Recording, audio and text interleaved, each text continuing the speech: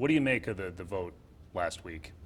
Well, it was a tough vote. It was a tough vote for everybody to take because none of us came to Congress to impeach a president. But the reality is this is a president, and you're going to see more and more as these deposition transcripts are released, who literally has abused the power of the White House to ask a foreign ally to dig up dirt on a political rival, interfere in our election, and withheld aid as his carrot for getting what he wanted. And that is a betrayal of our Constitution, it's a betrayal of our national security, and it's certainly a betrayal of our values. So we are in a position where this impeachment inquiry is getting more and more corroboration. And you know, it's a strange case because our most important and most compelling, frankly, witness came very early on in the process and told the American people exactly what happened, and that was Donald Trump, who bragged about doing all of this.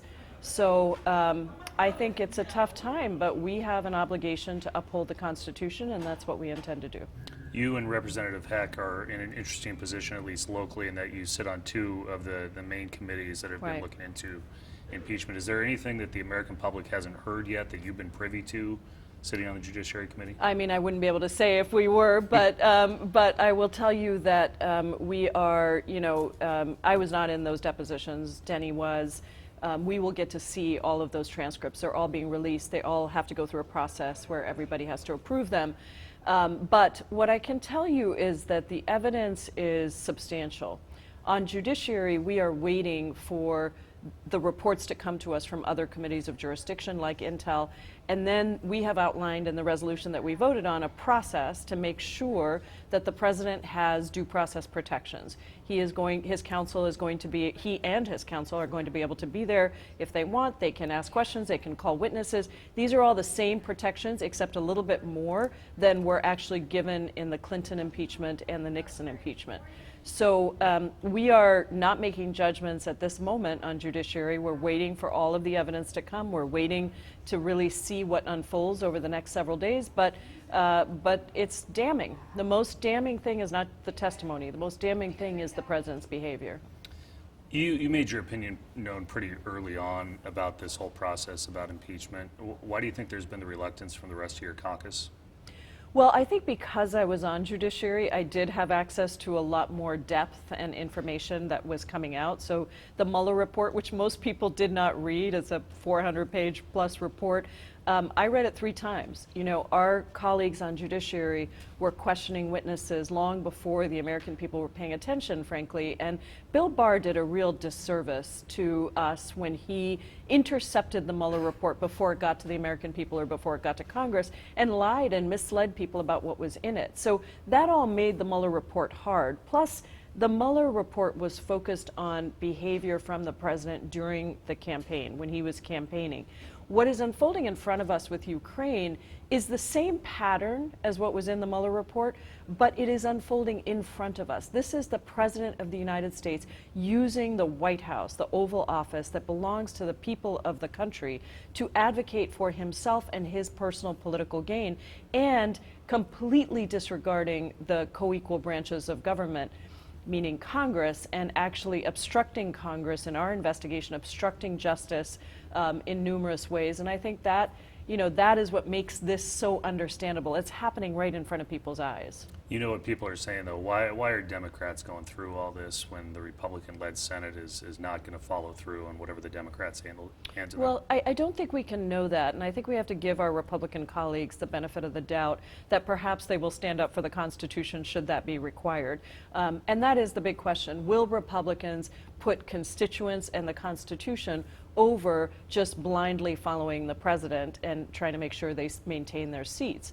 I saw that Senator Slade Gorton, former U.S. Senator for Washington State, had said he thinks there's plenty of evidence here to impeach the president. He was somebody who broke from his party during Nixon impeachment. We have plenty of ideological differences, but I do think that it is that kind of character that is required from Republicans. At the end of the day, you have to look at public sentiment as something that's very malleable. It's moldable.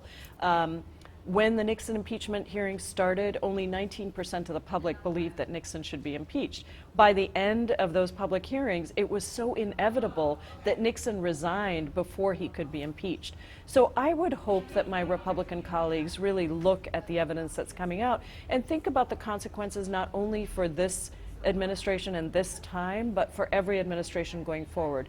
If we do not hold this president accountable, if we allow anyone to be above the law, we might as well shred our Constitution. We might as well tear up all those checks and balances, Article 1 impeachment powers, because that's what the founding framers gave us those powers for, is to make sure that in a situation like this, that if the evidence merits it, that we would vote to uphold the Constitution. I asked Speaker Pelosi when she was in town a few weeks ago if she had timing, any sort of calendar on a potential impeachment vote. Do you have any calendar in your mind about when the Democrats, when the House should act on this? I mean, I think what you'll see is in the next couple of weeks, you'll see these public hearings happening. You're seeing the depositions released. And then I would guess that shortly after that, perhaps right after Thanksgiving or so, we would see that information coming to Judiciary. Judiciary would do our work. And in an ideal world, we would, be able to complete our part of the process one way or another before the end of the year. It might drag out a little bit longer than that. This is not about how quickly can we get it done or what's the timing that's going to work best for us. It's really about what do we need so that we really understand what's at stake here and the American people understand what's at stake. And we're not going to compromise that for the sake of getting it done in a time that seems to work for us. One other topic, since you weighed in on Friday, I think it was, in a teleconference about Amazon's donations to the city council elections. What's your opinion on what Amazon has done here in the last couple of weeks? My opinion is it's terrible. This is almost $1.5 million that Amazon has put into these elections, but remember, about $1 million of it was put in 2 weeks before the elections. These are districted elections, so it's a tiny group of voters that all this money is being channeled into. And this is, I think, terrible for democracy. I have been very clear, not just about Amazon, but about everybody, that I think we should not have this kind of money in politics. We should have publicly funded elections, and we should not allow the wealthiest people and the wealthiest corporations to buy seats on the city council. To me, that is deeply disrespectful of the voters of Seattle for Amazon to do that. And remember, this is a company that is, the founder and owner is one of the 3 richest men in the world. They pay no federal taxes. They do pay state and local taxes, but they pay no federal taxes. And I think for them to argue that somehow they don't have a voice on the city council is absurd, and it doesn't pass the smell test. I think none of these super PACs should be allowed, and I've been fighting for publicly funded elections. I have a bill that I've introduced with Senator Warren on a complete rewrite of our elections law and getting money out of politics and corruption out of politics. I want to see a democracy that's accountable to the people, not to the people who have money, not to the people who put in enormous amounts of money at the last minute. That's just, I think that is not our Seattle values, and it is not, you can't say that you want to get guns off the street, or that you want to have a healthcare system that puts patients over profits, or that you want investments in infrastructure, if you are not willing to tackle the issue of money in politics. It just doesn't work to say that you're for both of those things. Democracy means people get a vote. And that's what it really should be. Our city should be responsive to its citizens, not to the biggest corporate PACs. So the last one is, how do you contrast that then with the fact that Amazon's one of the biggest donors to the No on I-976 campaign, the Tim Eyman initiative? They, along with Microsoft and Vulcan, have spent the most money on that. I don't think you can pick and choose. The whole issue is we need to put that money in to an initiative to fight whichever way we want, because somebody else is putting money in.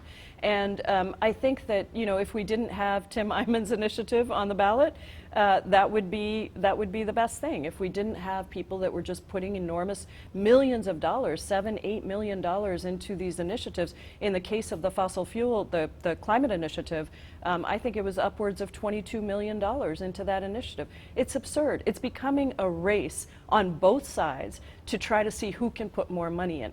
All of that should be gone. We should not have the ability for any group to put this kind of money into elections. They should be publicly financed. People should get a vote, and we should not have all these TV ads and mailers. I mean, I looked at my mailbox the other day, and it is absurd. I figured out that it's something like $15 per voter that Amazon and these corporate PACs have put in. The other side has only put in about $5, but remember that that's a response. I mean, the other side started putting in money because the chamber formed a PAC. So again, it's a race to figure out who can put more money in and who can buy the election. I would like the voters to decide, and I have deep faith in the voters of the 7th District, of Seattle, of Washington State to make those decisions without all this money being poured in to try to change their perspective on something.